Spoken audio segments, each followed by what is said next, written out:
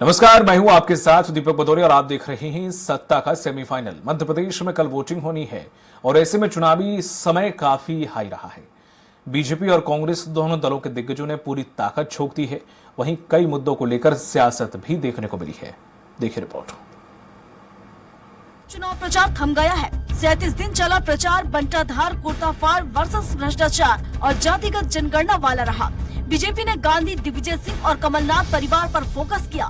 बीच में केंद्रीय मंत्री नरेंद्र सिंह तोमर के बेटे के कथित वायरल वीडियो को बड़े हथियार के रूप में उपयोग किया। महाभारत के पात्रों पांडव, कौरव, धृतराष्ट्र के सहारे बड़ी बड़ी बातें कही गयी। भाजपा के 3 बड़े स्टार प्रचारक नरेंद्र मोदी, अमित शाह और जेपी नड्डा ने 50 सभाएं की। मोदी ने आदिवासी बहुल जिलों में ज्यादा फोकस किया। वजह पिछले चुनाव में इस वर्ग के लिए आरक्षित 47 सीटों में से भाजपा के खाते में सिर्फ 17 सीटें आई थी। कांग्रेस के स्टार कैंपेनर राहुल गांधी, प्रियंका गांधी और मल्लिकार्जुन खड़गे ने 24 जनसभाओं को संबोधित किया। प्रधानमंत्री नरेंद्र मोदी की सभा ग्राफिक्स के जरिए आपको समझाते हैं। कुल सभाएं 15, रोड शो 1, जिले 15, seat 71, SC 10, ST 12। Amit Shah की सभाएं कुल सभाएं 9, रोड शो 2, जिले 12, seat 71, SC 11, ST 9। JP Nadda की सभा कुल सभाएं 14, जिले 7, सीट 43, SC 8, ST 2। मल्लिकार्जुन खड़गे कुल सभाएं 7, जिले 5, सीट 20, SC 3, ST 2।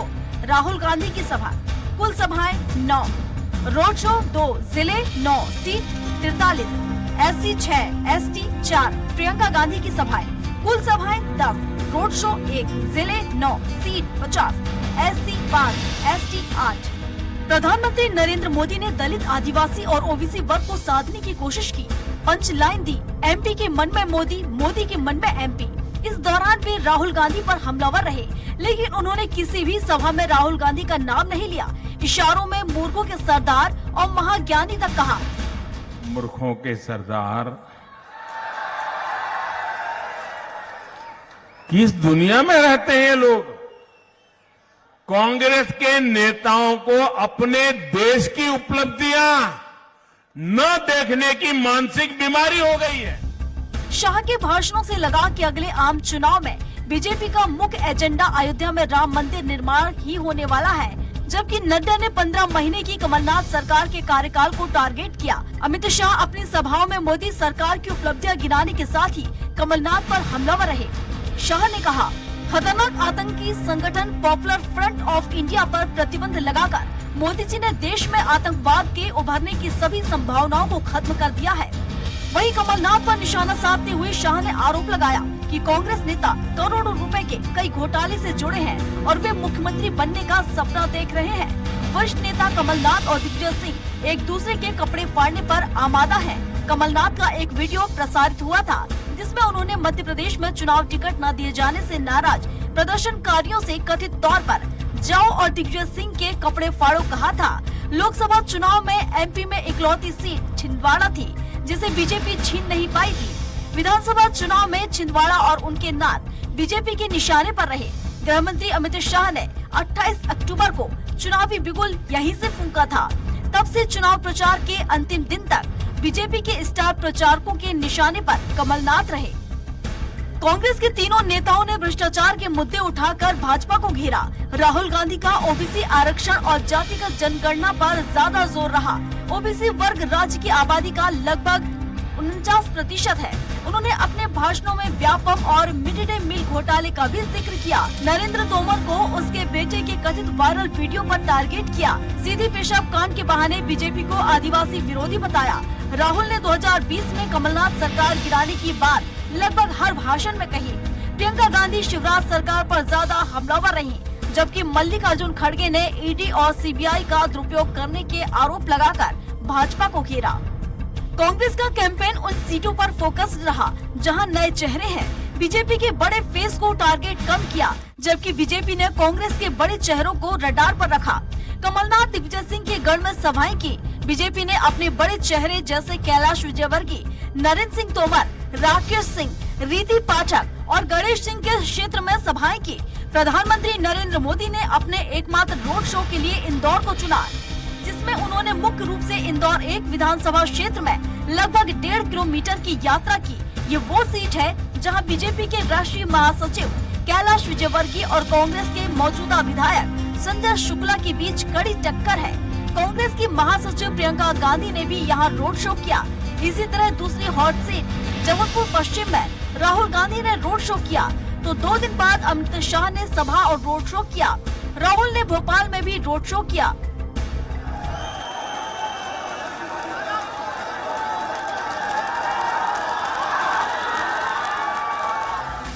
37 दिन के तूफानी चुनाव प्रचार में मुख्यमंत्री शिवराज सिंह चौहान ने सबसे ज्यादा 160 सभाएं की।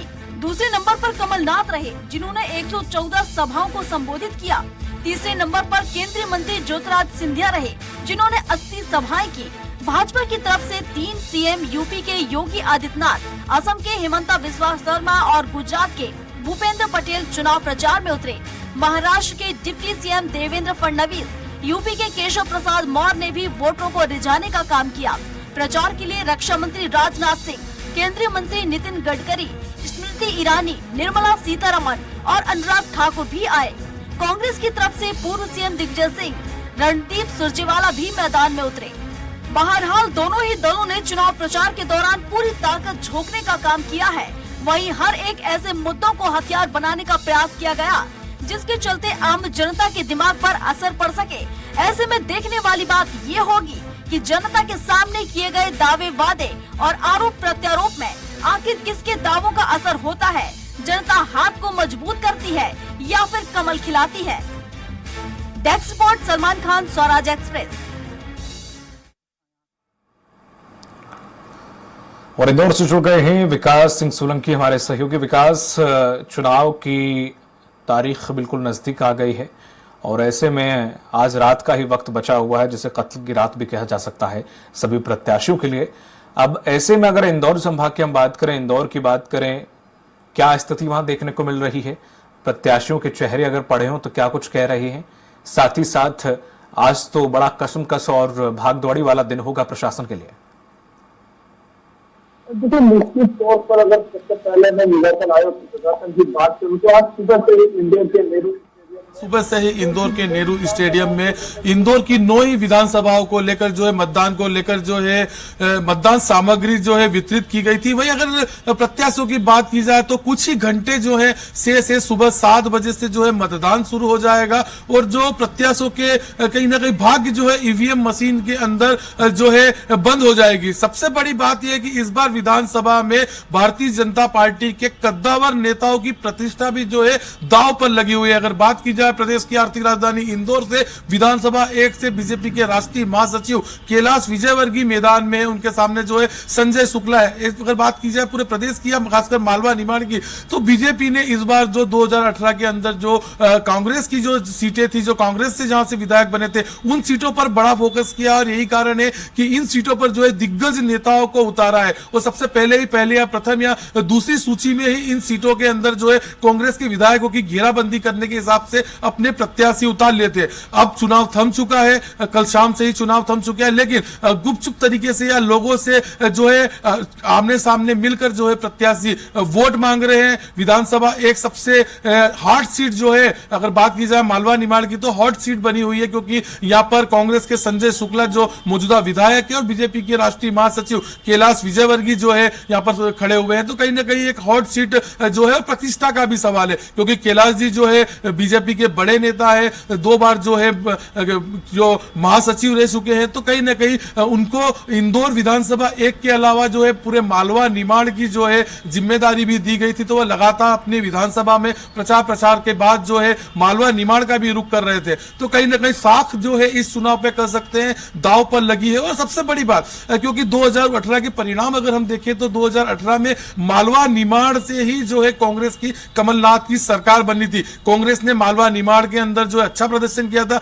यही कारण था कि 2018 में जो है कमलनाथ की सरकार बनती, लेकिन कुछ महीनों के बाद ही जो कांग्रेस के जो विधायक थे वह जो बीजेपी में शामिल हो जाते, उसके बाद बीजेपी सरकार बना लेते। तो कहीं ना कहीं बाद में कह रहा था कि जिस तरह से प्रत्याशियों के लिए जो है साख का चुनाव है, प्रतिष्ठा का चुनाव है, तो पूरे प्रदेश में चाहे कमलनाथ की बात हो, कमलनाथ के लिए भी प्रतिष्ठा का चुनाव बना हुआ है। वहीं मुख्यमंत्री शिवराज सिंह चौहान, नरेंद्र सिंह तोमर, कैलाश विजयवर्गीय, राकेश सिंह, प्रहलाद पटेल, इनके लिए भी सभी के लिए यह जो चुनाव है साख का बना हुआ है। यही कारण है कि बीजेपी के केंद्रीय नेतृत्व, चाहे वह गृह मंत्री अमित शाह हो, प्रधानमंत्री नरेंद्र मोदी हो, लगातार जो है मालवा निमाड़ की बात करें, पूरे प्रदेश के अंदर ही जनसभा हो, रोड शो, इसको कहीं ना कहीं करते नजर आए। वहीं अगर बात की जाए तो अमित शाह जो गृह मंत्री, केंद्रीय गृह मंत्री, उनका फोकस उन सीटों पर था जहां पर 2018 में बीजेपी आ रही थी। इंदौर के समीप जो दीपालपुर है, वहां पर भी जो है दीपालपुर के बेटमा के अंदर गृह मंत्री अमित शाह ने जनसभा को संबोधित किया था। तो कुल मिलाकर बीजेपी हो या कांग्रेस हो, कांग्रेस की जो महासचिव प्रियंका गांधी जो है लगातार जो है मालवा निमाड़ के दौरे पर रही है, वहां पर जनसभा को संबोधित किया है। इंदौर की बात की जाए तो इंदौर विधानसभा 5 के अंदर, इंदौर की सावेर विधानसभा के अंदर कहीं ना कहीं उन्होंने जनसभा को संबोधित किया था। विधानसभा 1 के अंदर भी जो है वह जो है रोड शो करते हुए नजर आई थी। तो तमाम जो बीजेपी और कांग्रेस के दिग्गज नेता थे इस चुनाव में प्रचार में अपना एड़ी चोटी का जोर लगाते हुए देखे गए हैं। लेकिन जो हार्ड सीटें बनी हुई है उस पर पूरे प्रदेश की नहीं पूरे देश की नजर जो है इन सीटों पर है। तो कहीं ना कहीं एक टसल चुनाव है, और क्योंकि अब मतदान जो है कल सुबह 7 बजे से ही शुरुआत हो जाएगा। मतदान को लेकर जो है मतदाता दल जो है इंदौर के नेहरू स्टेडियम से अलग अलग अपने केंद्रों के अंदर जो है मतदान सामग्री लेकर पहुंच चुके हैं। सुबह 7 बजे से ही मतदान होगा, और कहीं ना कहीं प्रदेश के जो दिग्गज नेता है या प्रदेश में किसकी सरकार बनेगी उसके भाग्य जो है ईवीएम के अंदर कैद होना कल सुबह से ही शुरू हो जाएंगे। जी बिल्कुल, आशीष भी हमारे साथ जुड़े हुए हैं दुर्ग से। आशीष, जिस तरह से अन्य 70 सीटों पर चुनाव होने के लिए क्या कसमकश चल रही है, प्रत्याशियों में किस प्रकार की उथल पुथल है, साथ ही साथ प्रशासन की जो कार्य हैं उन किस तरह से मुस्तैदी से वो कर रहे हैं, क्योंकि कल सुबह से ही मतदान शुरू हो जाएगा, बस आज का दिन है जो भी कार्य और तैयारियां करने का है। आशीष,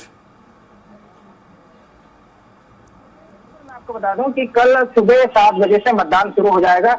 हालांकि आज कल शाम को 5 बजे चुनाव प्रचार जो था वो थम गया था। माना जा सकता है कि चुनावी आंधी थी, चुनावी प्रचार प्रसार की आंधी थी, आम सभा रैलियां और सारा जो था वो सब बंद हो चुका है। अब प्रत्याशी जो है घर घर जा करके डोर टू डोर जनसंपर्क कर रहे हैं। अगर हम मतदान केंद्र की बात करें तो आज सुबह से ही मतदान दल जो है सारी सामग्रियां जो है जो बॉक्स वगैरह लेकर के सभी मतदान केंद्रों में पहुंचाया जा चुका है। लगभग दुर्ग जिले में 1485 मतदान केंद्र बनाए गए। वहीं अगर हम दुर्ग जिले की बात करें तो 14,31,350 मतदाता यहाँ पर है, जिसमें पुरुष मतदाताओं की अगर हम बात कर ले तो 7,12,068 पुरुष मतदाता है। और वहीं अगर महिलाओं की बात की जाए तो महिलाओं की जो है उसमें 7,19,350 मतदाता बताया जा रहा है। इस बार महिलाओं की जो वोटिंग में ये थोड़ा सा इजाफा, इसमें 10% इजाफा हुआ है, जिससे महिलाएं अधिक इस बार वोट करेंगी। और अगर हम बात कर लें प्रचार प्रसार की, अगर मतलब जिला प्रशासन ने पूरी तैयारी कर ली है। जी ठीक है, कितने ये बूथ अति संवेदनशील हैं और उनके लिए क्या कुछ तैयारी की गई, क्योंकि हमने जब पहले चरण में देखा चुनाव में कई नक्सली घटनाएं हमें देखने को मिली, तो क्या अभी भी कुछ क्षेत्र ऐसे हैं इन सीटों में जहां पर संवेदनशील या अति संवेदनशील क्राइटेरिया में आते हैं? जी, अगर दुर्ग जिले की हम बात कर रहे हैं तो संवेदनशील में अगर देखा जाए तो धमदार जो क्षेत्र है वो संवेदनशील है, जहाँ पर दुर्ग पुलिस अधीक्षक ने बीच में दौरा किया था। वहां जाकर के संवेदनशील क्षेत्र में उन्होंने सघन जांच की थी। अगर हम देखा जाए तो पहले अगर दुर्ग संभाग हुआ करता था, दुर्ग संभाग में अगर राजनांदगांव भी पहले आया करता था तो नक्सली बेल्ट माना जाता था, क्योंकि संभाग जिला भी अलग हो चुका है, राजनांदगांव अलग बन चुका है, बेमेतरा अलग बन चुका है। इसके बाद से जो यहाँ नक्सली मूवमेंट है दुर्ग जिले में वो कम है, मतलब ना के बराबर है। जिस तरह से संवेदनशील जो क्षेत्र है यहाँ पे नहीं, बाकी जो आसपास के क्षेत्र है नाके में सर्चिंग लगा दी गई है, पॉइंट लगा दिया गया है। और अपने से निपटने के लिए पुलिस प्रशासन ने जो 40 बटालियन की जो वहाँ पे जवान मुस्तैदी से लगा दिए गए हैं। वहीं अगर हम मतदान स्थल की बात कर ले तो मतदान स्थल में बुजुर्गों और जो दिव्यांग है उनको लाने ले जाने के लिए मिटाने और NS, NCC और स्काउट गाइड की वहाँ पे भी 100 अभ्यर्थी लोग उनको मतदान स्थल तक पहुंचाएंगे। ठीक है। विकास, जिस तरह इंदौर की अगर बात करें तो इंदौर में कोई ऐसा नियम जो आम जनता के लिए कच रहा हो, या फिर सरकारी या फिर प्राइवेट स्कूल हैं वो बंद रखने के आदेश दिए गए हो, क्या कुछ नियमावली प्रशासन की तरफ से दी गई है कि इन नियमावली को फॉलो करना है, लाइक लोग घूमे ना, या कार चेकिंग, बाइक चेकिंग, या बेवजह इधर उधर ना जाएं, तमाम तरह की जो पाबंदियां कुछ लगाई गई हैं इंदौर के अंदर?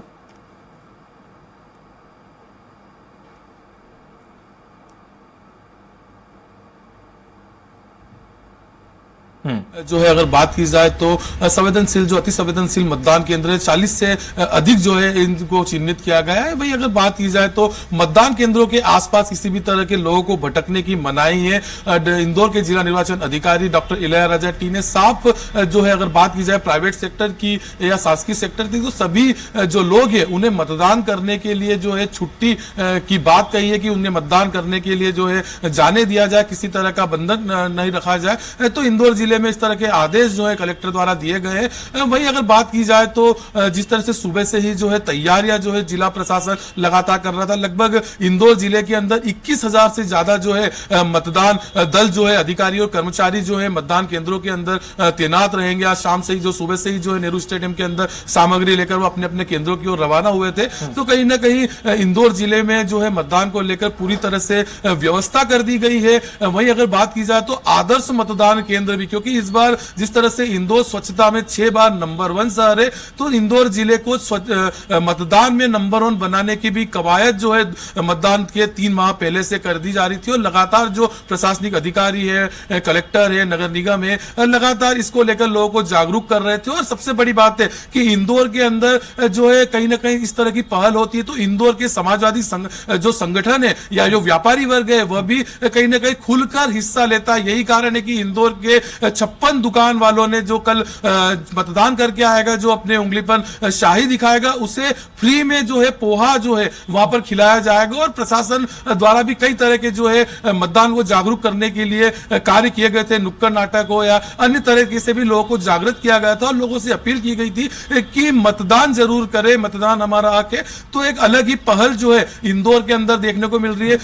हालांकि 56 दुकान नहीं है, कई व्यापारी संगठन है जहां पर इस तरह की पहल की गई है कि नाश्ता जो है मतदान करने वालों को खिलाया जाएगा। जिस तरह से इंदौर की जो चिड़ियाघर है वहां पर भी जो है जू के अंदर भी जो है जो मतदान करके आएगा उन्हें फ्री में जो है प्रवेश दिया जाएगा। तो इस तरह की पहल जो है मतदाता को जागरूक करने के लिए इंदौर शहर में होती आई और इस बार भी की जा रही है। जी आशीष, चूंकि छत्तीसगढ़ आदिवासी बेल्ट है, वहां पर आदिवासी क्षेत्र है ज्यादातर, तो वहां पर अगर देखा जाए जागरूकता की एक बहुत बड़ी मुहिम लगातार चलाई जाती रही है। चुनाव आयोग ने इस बार वहां के मतदाता ज्यादा से ज्यादा पहुंचे बूथ तक, क्या कुछ अभियान इस बार चलाया या कितना प्रेरित किया मतदाताओं की वो वोट करने के लिए पहुंचने का वोट कितना उपयोगी है?